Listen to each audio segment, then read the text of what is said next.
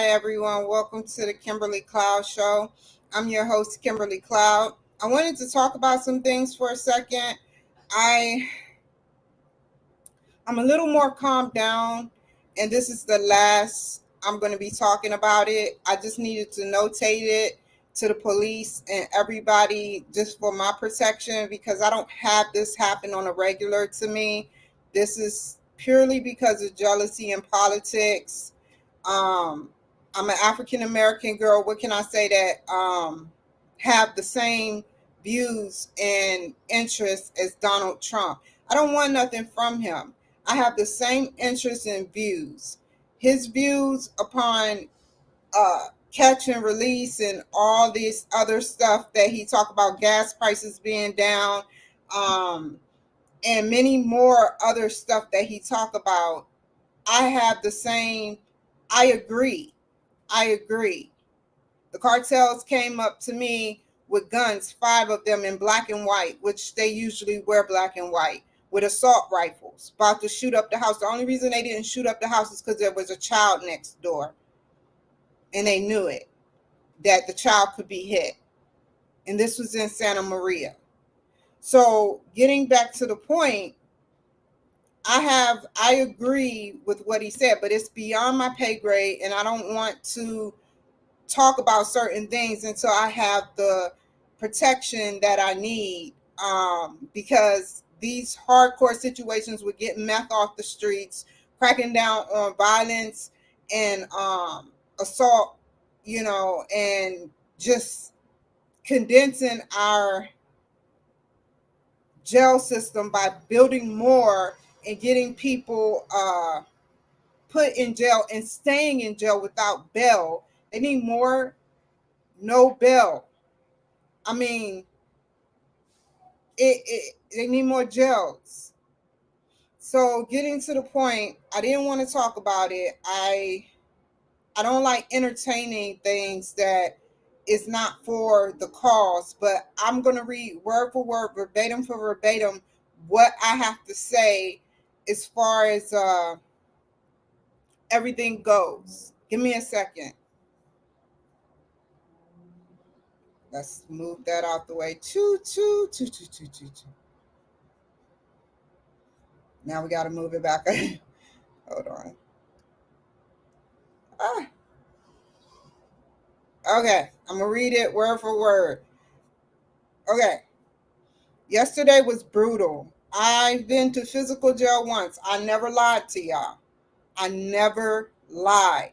I'm not going to sit up there and be like a Santos and create a whole new identity. I'm coming in this game telling you the truth. I've been in jail, but it was partially my fault. I shouldn't have been in that shelter. I should not have been at that shelter. It ruined my life. The events, I should have been more proactive with my psychiatrist, and the events that led up to me being in the shelter caused me to go to jail with the methamphetamine being put in my tincture. I don't want to go to back. I don't want to go back to jail. It was terrible. It was terrible. Almost a year there. It was terrible. There are people that want to see my dreams fall and wasn't going to help me and didn't have my best intentions at bay anyway. People wanted to see me fall. People wanted to see me go through it and basically not proceed with what I had. I made a promise to the people I'm going to interview from February 20th on out to proceed with my show. I made a promise to show up and be dedicated, listen to what they have to say, read about them, and make their show the best show possible and give them their footage within 1 or 2 years, but put them on Apple immediately, Apple Podcasts. I have that goal, and that's my goal, is to get them up and running and get my show up and running and help them succeed a little more and feel soothed and listened to, because my show did them justice. But that's not what was going to happen, was it? Y'all were going to sit up there and make some excuse of why I was on blackout and couldn't do it, but people can go out and get high there and relapse and no repercussions happen to them because y'all played favorites. I owe it to them to make their show grow. My job is to create a magnificent platform to play around with to make sure the client is happy and secure that I'm doing my job. I truly wanted it to work. I wanted it to work. I was going to bite my tongue the whole time. I'm not scared of nobody. I was going to bite my tongue the whole time and not say nothing because sometimes that's the best thing to do. But y'all made me look bad. Y'all called my probation officer yesterday and she called me. And that was where I drew the line because I'm trying to make a difference in the world. And I told you what happened. I said, I told her already. I have no reason to lie. I didn't get in trouble, but I hope y'all get in trouble because playing favorites to people that relapse, people that sleep all day, have nothing else better to do than to gossip when they're up is wrong. So I truly wanted to make it work, but when random men start coming over and I'm in a building by myself because they isolated me, which I was okay with until random men started coming over. And then they sent the same woman that wanted the lights out all day. She slept 7 days a week, slept with the lights off, and I couldn't take care of nothing. I go in the living room, somebody's watching a movie or something. I go in the room, she sleep with the lights out. If I turn the lights on, she's going to have a connection. I couldn't go nowhere. And they made it hard for me to get online. They made it hard for me to get online. They would come in the room like they liked me and say, hey, I'm just checking on. They weren't checking on me. They weren't checking on me. This is dysfunctional. I tried to tell them the truth. So I'm safe and the Veterans Affairs, the probation officer, the social worker, and my judge that presides over me weekly until it goes monthly or every 3 months knows that this wasn't a therapeutic place to be there. They were spying on my page. They were spying on my page and wanted me to do bad. They would, like I said, sleep all day and gossip when they woke up about me, I might add. It wasn't the executive director. It was the lower staff. They played favorites instead of doing their job. I feel no remorse for putting this on my page. And I wasn't going to say anything. I was just going to let it go and have my 2 little police reports silently so that if anything happened to me, they're going to go straight to the Auburn police, going to go straight to the building that I was staying at, period. Because I knew what was going on was not right. I tried to talk to staff. Staff wouldn't want to talk to me. They didn't want to talk to me. They made it hard. And I have the text messages to prove it.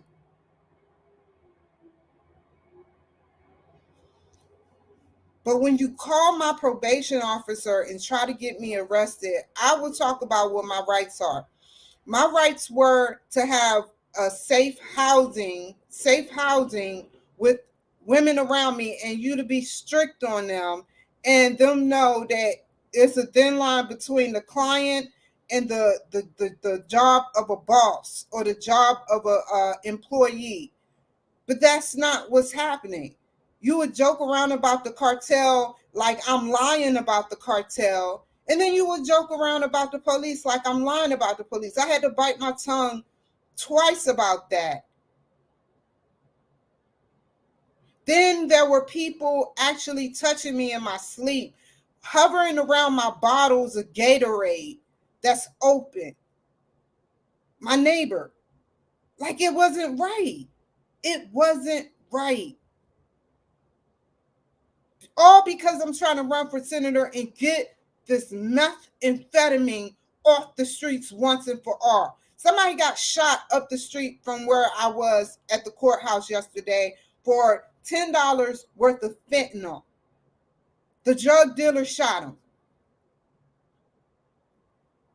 Yeah. One of the suspects in Kansas City is out on bail because of an altercation. They had assault rifles. And I hate to say it, but they were Hispanic.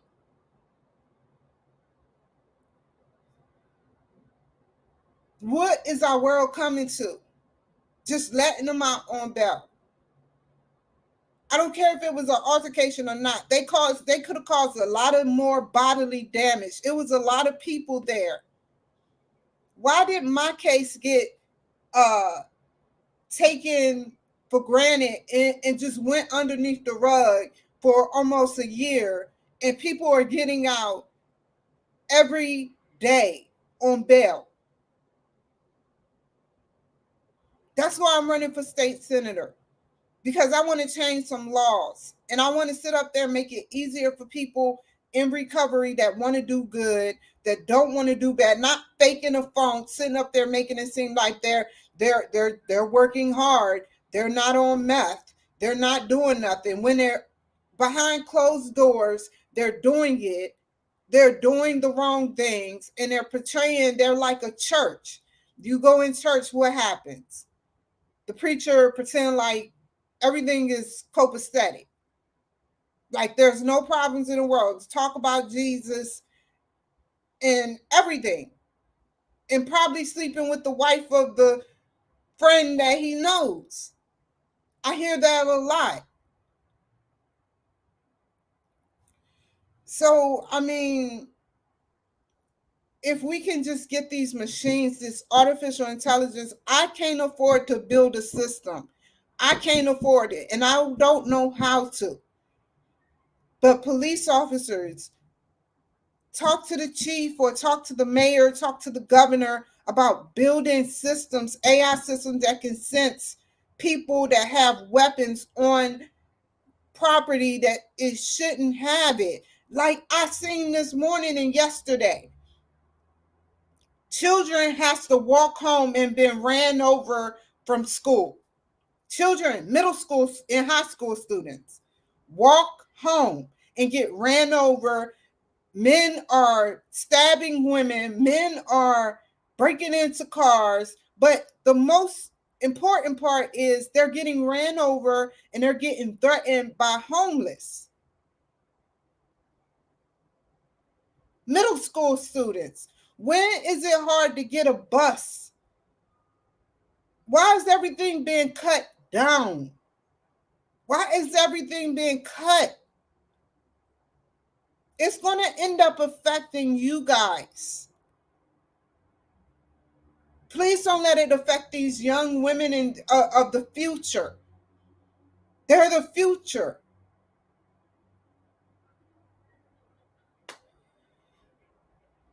And that's basically all I have to say. I get so passionate about this because they are our future and their lives are being taken. What are we going to do? Thank you for joining my show. Y'all have a wonderful day and be safe out there. I appreciate you guys. Where's the hearts? There we go.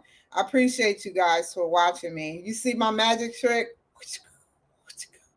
I appreciate you guys. And follow me on Instagram, the Kimberly Cloud Show 39. It's been a lot of I have a lot of fans there that's been writing me, and I appreciate you guys for the most part, like forever. Thank you for everything. And Facebook, thank you. YouTube, thank you. Support me. I have no ill will intentions. I don't have a ulterior motive to this. When I'm state senator, I don't have an ulterior motive to like sell out. sell out. I don't know. There's going to be no selling out. I'm going to be like Marjorie Taylor. I'm not selling out. I'm going to create different statements of what I think should be going on in the United States, or let's just say for right now, Washington State. There's 8 million people to 8,000 officers. That's nothing. That's nothing.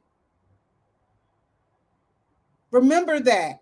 In the state of Washington, 8 million people here to 8,000 officers. 360 million people in the United States to 300,000 cops in the United States. That's not right. Defund the police. That's not right. They don't want to do their job. They're burned out. Give them some leeway. Make it like the military.